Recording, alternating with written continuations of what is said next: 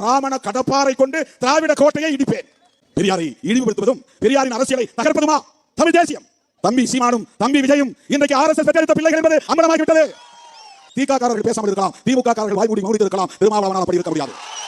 என்னடா தொல்காப்பியனோட பெரிய மாதிரனாடா, கம்பனோட கும்பனாடா, தந்தை பெரியார் அந்த தாசி நாய்க்கெல்லாம் வந்து பதாகை திறப்பதும் அடையாளப்படுத்துவதும் வீதி வீதிக்கு செலை வைப்பது எவனுடைய நிலத்திலடா எவனுக்கடா செலவு வைக்கிற? யாருக்கு வைக்கிற நீ சொல்லு, நீ பாப்போம். பெரியார் தான் பெரிய புட்டிக்கு, அவர் தான் எல்லாம் வந்து சரித்திரத்தை மாற்றி அமைச்சார் சொல்றான். மானங்கட்ட வயலை கெட்ட பொண்டாட்டி ஐட்டம் சொன்னது ஈவே ராமசாமிடா. ஈவே ராமசாமி பொண்டாட்டி கோயிலுக்கு போயிட்டு வர்றா, அவ யாரு தெரியுமில? ஐட்டம் சொன்னது யாரு? ராமசாமி. யாருக்கு யாரா பெரியாரு சொல்லு பார்ப்போம். யாருக்கு யாரு பெரியாரு?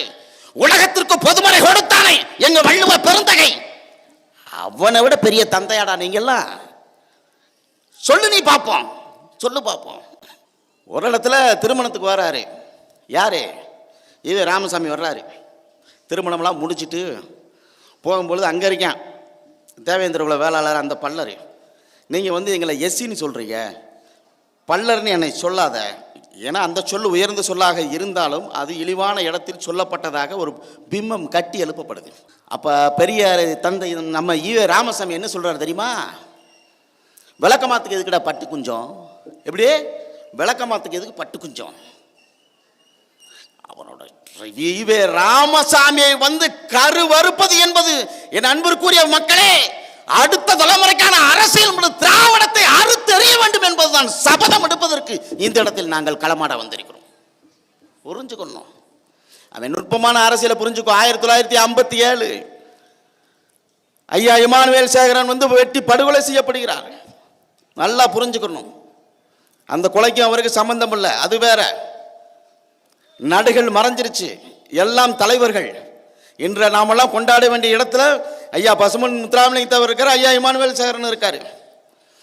ஆனா முதலில் இந்த ஈவே ராமசாமி அவருடைய அறிக்கை சொல்லுகிறது, சாதி வெறியல் முத்துராமலிங்கத்தை கைது செய் என்று சொன்னது ஈவே ராமசாமி.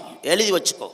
ஈவே ராமசாமி அவர்களுடைய தொடர்ந்து கொடுத்ததனுடைய நெருக்கடி ஐயா முத்துராமலிங்க தேவர் வந்து கைது செய்யப்பட்டார். இதுதான் வரலாறு. சரி இருக்கட்டும். கால்படி நெல் உயர்வுக்காக தஞ்சை தரணி தமிழகத்தினுடைய நெற்களஞ்சியம், கால்படி நெல் உயர்வுக்காக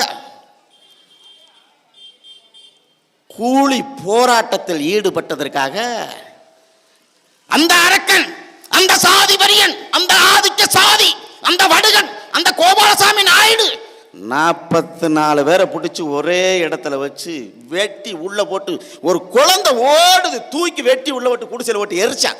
44 1968 கால்படி நெல் உயர்வுக்காக இந்திய பெருந்தேசமே கொந்தளித்தது.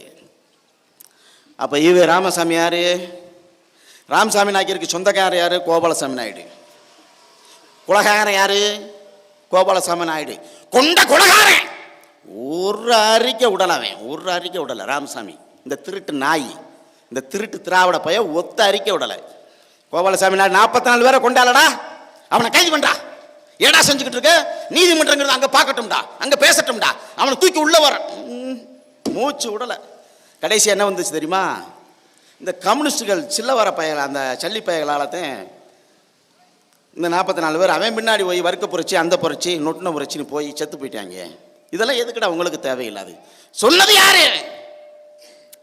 நம்ம ஈவே ராமசாமி. நல்லா புரிஞ்சுக்கணும். கச்சத்தீவு என்பது தமிழகத்தினுடைய சொத்து. அந்த கச்சத்தீவில் 1909ஆம் ஆண்டு இன்றும் சான்றாக இருக்கிறது. அந்த தேவாலயம் கட்டப்பட்டது சீனி கருப்பன் படையாட்சியால் வந்து அந்த தேவாலயம் கட்டப்பட்டது. நல்லா புரிஞ்சுக்கணும், அது நமக்கு பாத்தியப்பட்டது. தூக்கி கொடுத்தது யாரு? அந்த பகுத்தறிவு பகலவன் ராமசாமி நாயக்கருடைய வழித்தோன்றல். பச்சை பாம்புக்கும் பச்சை கொடிக்கும் வித்தியாசம் இல்லாத அந்த சக்கர நாற்காலி சதிகாரன் கச்சத்தீவை கொடுத்து இலங்கைக்கு தூக்கி கொடுத்த. யார் விட்டு சொத்துரா? யார் சொத்து? இந்திரா காந்தி யாரு? இந்திரா காந்திக்கு என்னடா இருக்கு? மத்திய அரசு தான் தூக்கி கொடுத்தது. திராவிட முன்னேற்ற கழகம் சொல்கிறது, மத்திய அரசு தூக்கி கொடுக்கிறது என்றால் வேடிக்கை பார்த்தது திராவிட முன்னேற்ற கழகம், அதனுடைய தலைவர் கருணாநிதி. நீ சதிகாரம், உனக்கு வக்கில்ல துப்புலன்னா எதுக்குடா அரசு? நீ செத்து இருக்கணும் அன்னைக்கே. நீ அன்னைக்கே செத்துருக்கணும். எனக்கு வக்கு இல்ல, எனக்கு துப்பு இல்ல, அதனால தூக்கி கொடுத்துட்டேன், நான் வேடிக்கை பார்த்தேன் அப்படிங்கிறது வந்து எந்த திராவிடத்தை நீ நம்பினியோ நின்றியோ அதனால இன்னைக்கு எல்லாம் இழந்தோம். 1972 கச்சத்தீவை தூக்கி கொடுக்குறியா? அதற்கு பிறகு இந்த நொடி பொழுது வர மீனவர்களை கேட்க நாதி கிடையாது. அந்த கடைநிலத்தை மீனவர்களுக்கு பெரும் அரசியலும் இல்லை, பெரும் ஓட்டு வங்கியாக இருந்தாலும் அதற்கான தலைமையும் இல்லை. ஆளுகின்ற கம்யூனிஸ்ட் கட்சிகள் அந்த மீனவர்களுக்காக துணை நின்றதா? இல்ல. சாதி ஒழிப்பு, கடவுள் மறுப்பு பேசிய அந்த திராவிட கட்சி, அனைத்து இந்திய அண்ணா திராவிடம், திராவிட முன்னேற்ற கழகம், அதை தொடர்ந்து எண்ணற்ற திராவிட மாமேதைகள் அந்த மீனவனை பற்றி ஏதாவது ஒரு நாள் வேதனைப்பட்டதுண்டா? அவன் கண்ணீருக்கு ஏதாவது வந்து பரிகாரம் செய்ததுண்டா? இல்ல. ஏன் எது செய்ய முடியாது? இந்த இடத்தில் இந்திய பேராதிக்கத்தினுடைய அடிமைகளாக திராவிட கட்சிகள் இன்றும் அவர்களுக்கு வக்காலத்து வாங்கியதனுடைய விளைவு 800 மீனவர்களுடைய தாலி, என் சின்னாத்தாளம் பெரியாத்தாளம் தாலி அறுத்து மூலியா உட்காந்துருக்கா. இப்ப ஏன் இத்தனை கட்சிகள் இருக்கும்போது எதுக்கு திராவிட கட்சிகளை வந்து காளி ஒண்ணணும், அதை கருவறுக்கணுங்கிற? 2009 3 லட்சம் தமிழர்கள் படுகொலை செய்யப்பட்டதற்கு காரணமாக இருந்தது இந்த திராவிட அரசு. அமைதிப்படைங்கிற பேர்ல வந்து ஒட்டுமொத்தமா இருக்க அமைதிப்படை அழிச்சு 13,000 பேரை கற்பழிச்சு. அன்னைக்கு 13,000 பேர் எவ்வளவு பெரிய ஒரு வரலாற்று பெரும் சங்கடமான ஒரு சூழலையில வந்து நம்ம வந்து சந்திச்சுக்கிட்டு இருக்கோம். வர்றாரு எங்க அண்ணன் வர்றாரு. டிசம்பர் 11 பாரதியோட புகழை போற்றுவோம்னு சென்னையில ஒரு அரங்கத்தில் ஒரு கூட்டம் நடக்கு.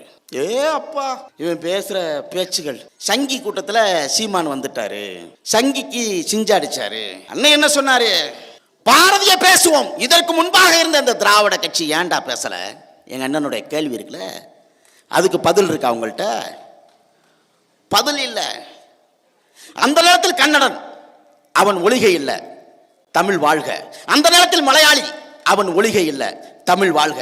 அந்த நேரத்தில் அவன் தெலுங்கன் ஒளிகை இல்ல, தமிழ் வாழ்க. அந்தந்த நேரத்தில் உள்ள தேசிய இனங்களை மதிக்கிறோம், வந்தே மாதரம் என்று சொல்லுகிறோம். ஆனால் அதற்கு முன்பாக என் தமிழ் நிலத்தில் என் தமிழ் தாயை வணங்குகிறோம். தமிழ் தாய் வாழ்க, பிரபாகரன் வாழ்க என்பது எங்களுடைய முழக்கம். எங்க அண்ணன் எடுத்து வச்சாரு. அதற்கு பதில் இருக்கா? சொல்லு பார்ப்போம்.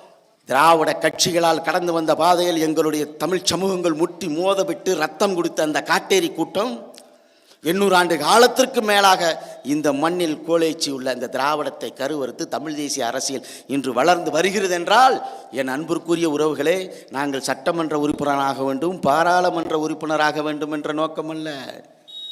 எங்கள் பிள்ளைகள் வரும் காலங்களில் தலை நிமிர்த்தி இது எங்களுடைய நிலம், எங்கள் திருநாட்டில் எங்கள் நல்லாட்சியை என்று முழங்க வேண்டும் என்பதற்காக நாங்கள் இந்த இடத்தில் போராடிக்கிட்டு இருக்கோம். அதனால் தான் நாங்கள் சொல்லுகிறோம், திராவிடம் என்பது வேறு, தமிழ் தேசியம் என்பது வேறு. அப்ப திராவிடம் என்பது மாற்றுமொழி பேசுகிற மக்கள் இந்த மண்ணை ஆண்டு சுகபோகமாக ஆட்சி செய்வதற்கு கோலேச்சி உள்ள அந்த திராவிடம் என்பது ஒரு ஆயுதம். அந்த ஆயுதத்தை உடைத்தறிவோம். செந்தமிழன் சீவான் என்ற வீச்சர்வா உடைக்கும், ஆயுதத்தை உடைக்கும். எழுதி வச்சுக்கோ. நீ ஒவ்வொன்னா தமிழர்களுடைய அறிவியலை எல்லாம் அழித்து நாசப்படுத்திய இந்த பெருங்கூட்டத்தை வந்து நாம் தமிழர் என்ற ஒரு ஆயுதம் அறுக்கவில்லை என்றால் எவனும் அறுக்கவே முடியாது. எழுதி வச்சுக்கோ, எவனும் அறுக்க முடியாது. அதனால் என் அன்பிற்குரிய உறவுகளே, நீண்ட நெடிய போராட்ட களம். தேவேந்திர குல வேளாளர்களை பட்டியலிருந்து வெளியேற்ற வேண்டும் என்று 100 ஆண்டு காலம் கடந்து இந்த இடத்தில் அந்த கோரிக்கை இன்னும் வழங்கடித்துப்பட்டு தான் கிடக்கிறது. அது யாருடைய கோரிக்கை என்று பார்த்தேன்னா எல்லா பேரும் சொல்லுவேன், அது பல்லர்களுடைய கோரிக்கை, தேவேந்திர குல வேளாளர்களுடைய கோரிக்கை என்று. புழுதி காட்டில் பிறந்த எங்க அண்ணன் தாய்ப்புலி செந்தமிழன் சீமான் வந்தான். 100 ஆண்டு காலமா ஒரு குடி பேசியது, எங்களை பட்டியலிருந்து வெளியேற்றுங்கள், நாங்கள் எஸ்சி இல்லை என்று முழங்கினான். யாரும் செவியும் கேட்கல, ஒன்றும் கேட்கல. ஆனா எங்க அண்ணன் செந்தமிழன் சொன்னான், தேவேந்திர குல வேளாளர்களுடைய பட்டியல் வெளியேற்றம் என்பது அந்த குடிக்கான போராட்ட களம் அல்ல, அவர்களுக்கான கோரிக்கையும் அல்ல. எங்க அண்ணன் செந்தமிழன் சீமான் வந்தான். அதற்கு பிறகு தேவேந்திர குல வேளாளர்களுடைய பட்டியல் வெளியேற்றத்தை இந்த மண்ணில் மரபன் பேசினான். அது வரலாறு. தேவேந்திர குல வேளாளர்களுடைய பட்டியல் வெளியேற்றத்தை கோணன் பேசினான். அது வரலாறு. தேவேந்திர குல வேளாளர்களுடைய பட்டியல் வெளியேற்றத்தை நாடான் பேசினான். அது வரலாறு. தேவேந்திர குல வேளாளர்களுடைய பட்டியல் வெளியேற்றத்தை பறையன் பேசினான். அது வரலாறு.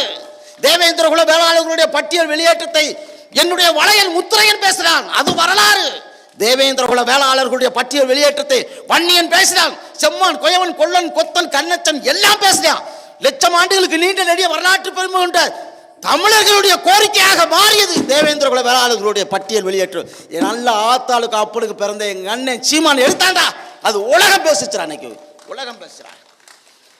சீமானாகிய நான் என்று ஒரு நாள் சட்டசபையில் குரல் ஒலிக்கும் போது தேவேந்திர குல மக்களுடைய பட்டியல் உடையும்.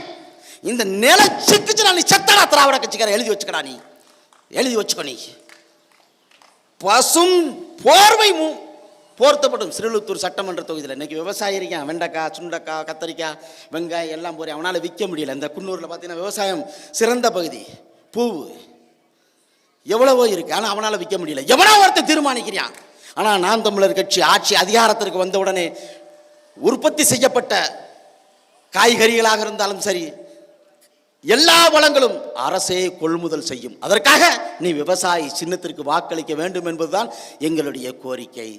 அப்ப நீர் மேலாண்மை என்பது நாம் தமிழர் கட்சி ஆட்சி அதிகாரத்திற்கு வந்தவுடன் நீர் மேலாண்மை மீண்டும் பழந்தமிழர் பாண்டியர் அரசு எப்படி கட்டி எழுப்பினானோ அதே மடை வாரியமும் கழுங்கு வாரியமும் கட்டி எழுப்பப்பட்டு இந்த மக்களுக்கு ரசாயனம் இல்லாத ஒரு தற்சார்பு ஒரு அரசை நாம் தமிழர் கட்சி கட்டி எழுப்பும். அதற்காக நீங்கள் விவசாயி சின்னத்திற்கு வாக்களிக்க வேண்டும், அன்பிற்குரிய உறவுகளே.